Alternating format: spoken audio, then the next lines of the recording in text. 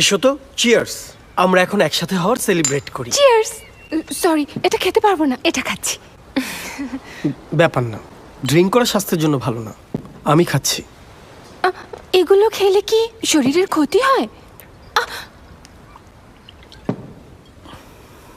শরীরের ক্ষতি করে, মনের না। ডাটাবেসের তথ্য অনুযায়ী পৃথিবীর মানুষরা নাকি খুশি হলে হাসে আর দুঃখ পেলে কান্না করে। কিন্তু কেন তোমার হাসি দেখে আমার দুঃখের কথা মনে হচ্ছে?